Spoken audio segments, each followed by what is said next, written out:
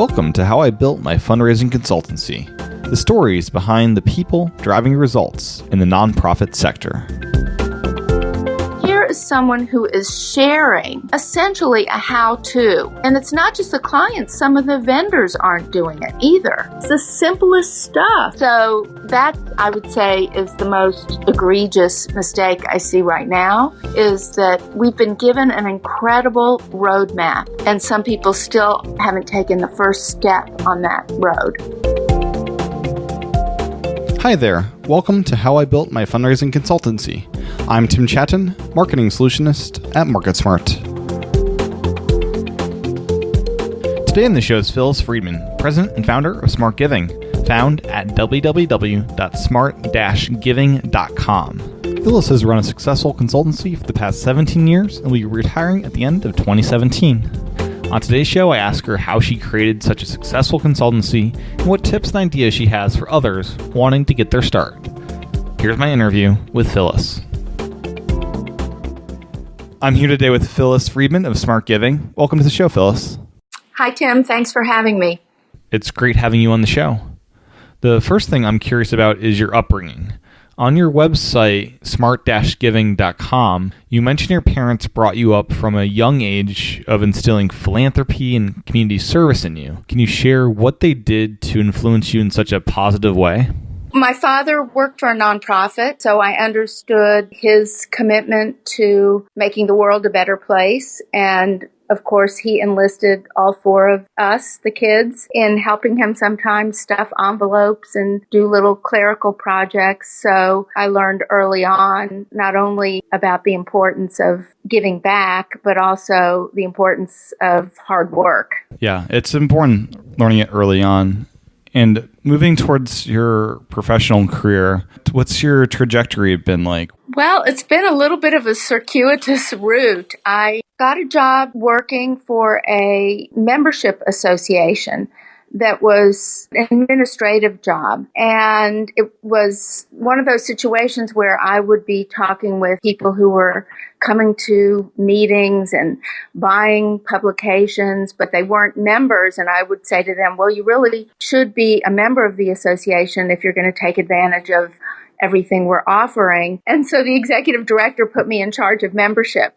I guess that was my first experience making an ask. We know in fundraising that the number one reason why people don't give is because they weren't asked. And somehow or other, I knew intuitively that it was okay to ask. And so I took over membership, and then he put me in charge of marketing. And then I decided to make a move. And back in that day, you found out about jobs through classified ads in the newspaper. And there was an ad for Paralyzed Veterans of America. And I went and applied for the job, and it was a direct mail fundraising job. And then I increasingly took on more responsibility and ended up as director of development. In the direct mail component, was that you writing the direct mail itself or more managing the campaigns and making sure everything got out the door in an effective way? It was really, I would say, a strategic and analytic role. We worked with a direct mail fundraising agency. Back then, there was no email. It was just mail. And actually, it was the early days of direct mail fundraising. We were kind of making it up as we went along, I think. But we worked with an agency, and they actually wrote the copy, and they did the production on the mailings. But it was my responsibility to manage them, help with the strategic direction, give them creative insight into what might move donors to give, and then look at the reports that they were delivering on what was happening with the campaigns and with the direct mail donor file, and contribute to the analytical side of the equation. Okay. So after direct mail, you moved up into heading development, which included all the aspects of fundraising: planned giving, corporate fundraising, foundation fundraising, special events, everything. Then I went to work for Special Olympics as VP of Marketing and Development. And then the agency that had been my partner when I was at Paralyzed Veterans of America recruited me to come and run the nonprofit division of that agency. It was a big agency that had commercial as well as nonprofit clients. And so I actually went to work for them running the nonprofit division. And that's where I really think I learned how to be a consultant. How I went out on my own is kind of an interesting story because I was working for a for-profit consulting company then, which had been the first time in my career I'd worked for a for-profit company. I really struggled with the challenges of the profit motive and reconciling that with my own sort of philanthropic impulse. And I took a trip to Vietnam. This was almost 20 years ago. And I really was reminded again of the difference that a small donation and one person can make to changing the world. And so I came back and I said, I don't want to work for a for-profit company anymore. So I gave my notice and they said, well, we don't want you to go. Can we hire you back part-time as a consultant to us while you start consulting with nonprofit organizations? And so I did that, and some of the clients that I'd worked with said, we'd love for you to take a look at our planned giving programs because we realized that we have all these people that were acquired using direct response and upgraded using direct response and are still on our file giving 20 years later. And then we start talking to them in a completely different way than we talked to them when they were $25 donors. So will you look at the intersection of planned giving and direct response and give us your recommendations? And that's how I took a little bit of a turn and started focusing on that intersection between direct response and planned giving. Okay. So your employer hired you back under your own terms. I love it. That's fantastic. Yeah, so I did that for a year, and then I said, I'm done. I'm just going to work directly with the clients. That's great. Mm-hmm. So your focus at your consultancy, and forgive me, is it a consultancy of just yourself, or do you have partners that you work with as well? It's just me in terms of the primary focus. I don't have any employees, but I do work with other companies that I partner with. I don't have any financial relationship. I know there's some vendors out there that will give consultants a fee for referring clients to them. I never take a fee. I want my clients to know that I've recommended to them the partner that I think is the best partner, not because I'm getting compensated for it. I work with a company, great video work, and I work with, of course, MarketSmart on the digital side, and I've used freelance copywriters from time to time. When I've been responsible for producing mail campaigns, I've used an external production company. So I do use partners, but I don't have any employees. Okay. Now, your consultancy focuses on direct marketing, majored in planned giving, and strategic fundraising.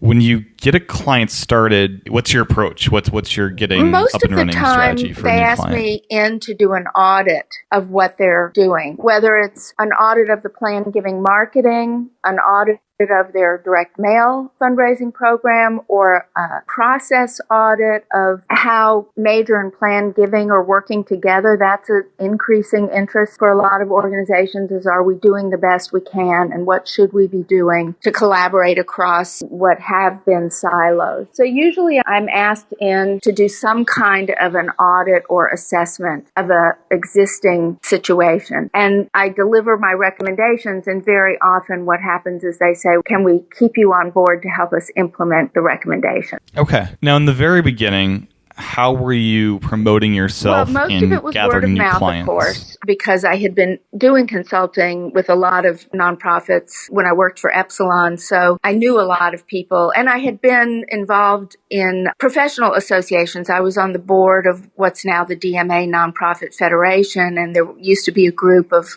women in direct response fundraising. So I had a lot of connections, but I'll tell you the single most productive thing after word of mouth was starting a blog.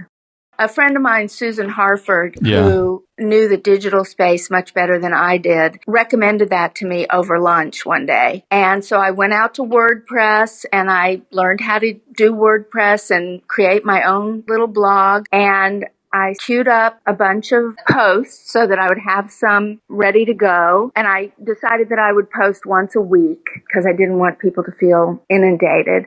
And I got a huge boost when Roger Craver, who pens the Agitator blog, who's been someone I've viewed as a mentor for all of my career, he gave me a shout out because his blog was primarily around direct mail, and he acknowledged when promoting my blog that he was giving planned giving short shrift. So that gave a lot of people information about me. And then I do a lot of public speaking.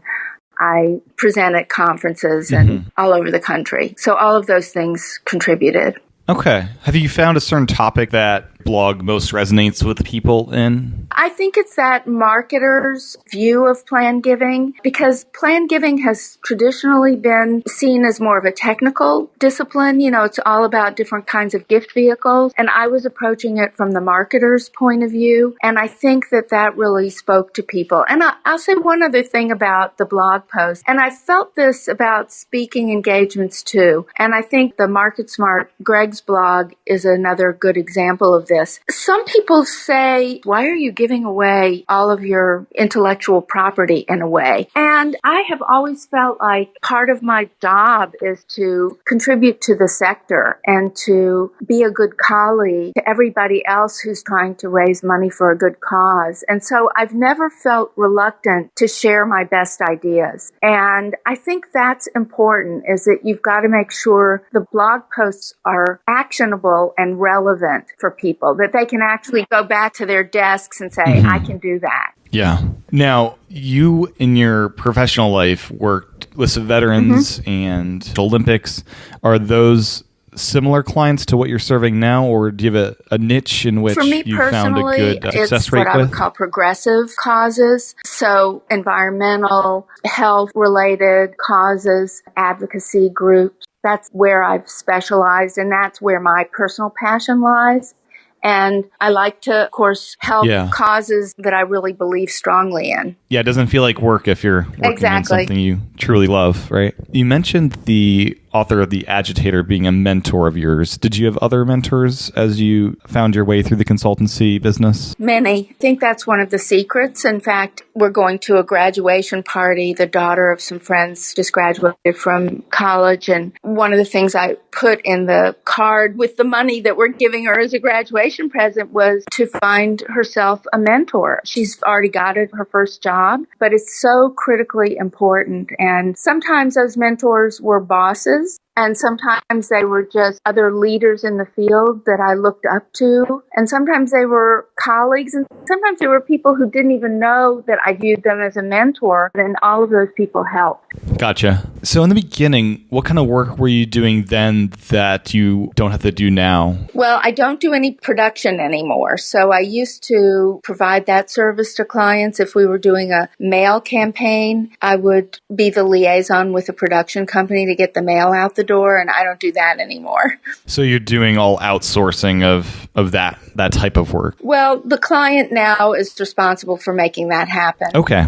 Yep. I do look at things just to make sure everything's going smoothly. And one of the things I do still control is I often work directly with my own graphic designer. He's not my employee, but he's my strategic partner, because one of the key things is the right kind of font for readability. Are we emphasizing the right things? So I do like to look at those, but I still am doing a lot of the same work. I'm just doing it for fewer and fewer clients. That's how I'm moving toward retirement. Okay. Now, how long have you been on your own, having your own consultancy? It's been 17 years. Wow. Okay.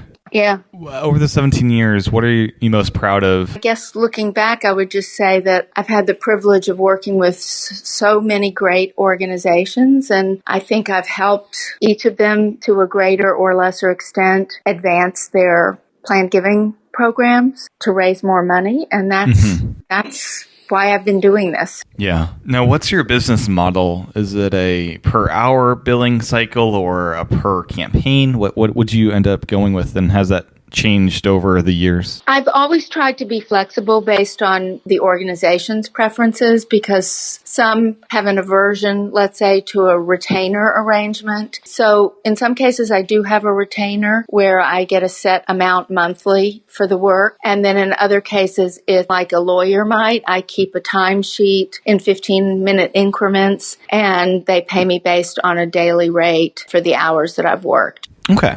Now, what's been the biggest challenge you found over the years as a consultant? Well, I'll say one big challenge is the aversion to risk. Clients not willing to try new things. They always want to know who's done this before and what have the results been. And somebody's got to be first. So that's a hard one. And I think, a lot of times the lead plan giving person is a lawyer by training, and I think they tend to be more conservative. They don't take my advice because they're risk averse, or they won't push up the leadership ladder. They don't manage up as effectively, again, because they don't want to rock the boat. The challenge always is the lack of money that's invested in plan giving, because you don't get that immediate return on investment. So a lot of organizations that would like to try new things, they're prevented from doing so because they can't get the funding to try new things. Yeah. I've been really lucky. My clients are wonderful people and reasonable people and good partners, and it's mostly been good.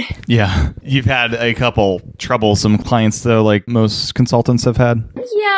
There have been challenges, and what I tend to do in those cases is resign those accounts. I, of course, give plenty of notice, but if it's a client that really is challenging for one reason or another, either personally the person has been a challenge, or I don't know why they're working with me because they never listen to any advice I give them, I decide that it's not a good fit. Yeah. And I just let them know that it's time to part ways. Okay. If you were starting your consultancy over again, go back 17 years, what, right, a little time machine, what knowledge do you have now in hindsight that you wish you knew then? The one thing that I wish I had started on earlier and taken this risk myself, now I can be critical of myself for not taking a risk, is, as I've started winding down over the last couple of years and reducing the number of clients I'm working with as I head toward retirement, I really felt challenged to refer those clients to somebody else that I thought could support them effectively. Mm-hmm. And in the last couple of years, I made a big effort to try to identify somebody that could come to work for me, that could learn my way of doing things and could inherit my clients. And if I'd started earlier on that, it probably would have been great for me because I would have not worked so hard, but also I might be in a better position to have a succession plan. Okay. What's the most common error you see when you go into a nonprofit for the first time? There are a lot of common mistakes. In fact, it's interesting because when I do these audits, I would say probably 50% of the audit are some of the same things that I see in other organizations. Not all the same, but half the recommendations are things that I've recommended to other people, a lot of other people. And then half the recommendations are unique to that institution. They're just all kinds of things. A lot of organizations really aren't using the digital channel effectively, and they're still making a lot of mistakes. I haven't drunk the Russell James Kool-Aid like I have. No, I just think he's a genius because he has the scientific evidence to support what I think we should all know intuitively about what moves people. And he's been out there over the last few years speaking everywhere and in every kind of forum. And Greg has given him an incredible platform. And there's absolutely no excuse for anybody not having heard him multiple times talk about what's needed. And yet I see so many examples of people who are still making the same mistakes. They're still talking about bequests when he has told us that's not a word that donors understand. I mean, it's the simplest stuff. I think you can tell by my raised voice. I just don't get it. Well, I just Over don't 17 get years. Get some frustrations there. Yeah, well, I just don't get why. And it's another perfect example of here is someone who is sharing essentially a how-to. And it's not just the clients. Some of the vendors aren't doing it either. It's the simplest stuff. So that, I would say, is the most egregious mistake I see right now, is that we've been given an incredible roadmap, and some people still haven't taken the first step on that road. When we return, a quick lightning round with Phyllis. First, a quick break. We will learn how to access a free Dr. Russell James resource from us here at MarketSmart. In today's episode, you've heard Phyllis praise the work of Dr. Russell James. Well, you can get your copy of his Inside the Mind of the Plan Giving Donor Research right now. Download your copy by going to imarketsmart.com/insidethemind. That's www.imarketsmart.com/insidethemind. Here's what you'll learn.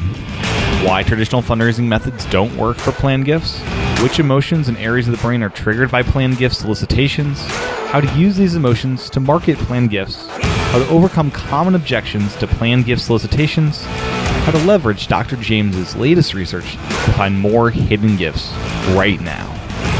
Visit imarketsmart.com/insidethemind to download your copy. That's www.imarketsmart.com/insidethemind. With that, let's get to the lightning round with Phyllis Freedman. What's the best piece of business advice you've ever received? Do what you love. What piece of advice would you have for yourself as a 25-year-old? Take a risk. What book would you recommend to those getting started and why? I don't know if I would even recommend any planned giving books or fundraising books. I think it's better to just be a well-read person. What's your favorite personal productivity habit? Compulsive list making. What's been the best under $100 purchase you've made in the past month or so? It's a battery extender for the phone, so that if you're out and about and you're running out of battery and you're not near a plug, it gives you more juice. Do you have a favorite monthly subscription? I subscribe to so many things. I'm very old school that way. I get 2 newspapers a day and lots of magazines.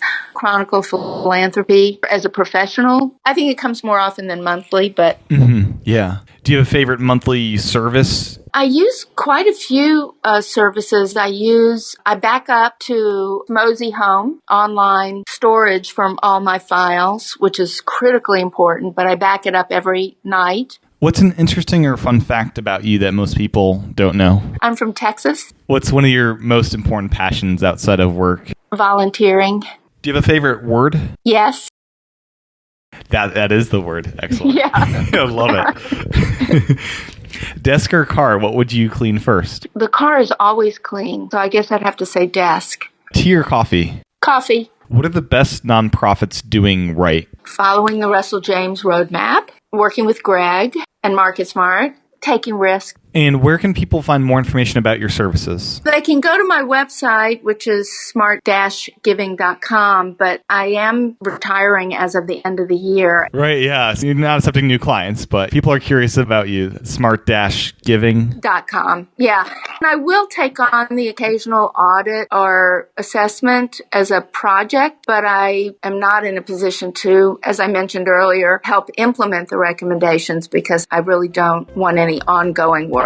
Understood. Well, thank you so much, Phyllis, for your time today. It's been wonderful. You're welcome. Thank you, Tim. Thanks for listening to this episode of How I Built My Fundraising Consultancy, presented by MarketSmart. If you like the show, make sure to review it on iTunes and pass it along to a friend or colleague. If you're curious about what we do, make sure to check out imarketsmart.com and don't forget to download your free copy of Dr. Russell James's Inside the Mind research by going to www.imarketsmart.com/insidethemind. Thanks for listening.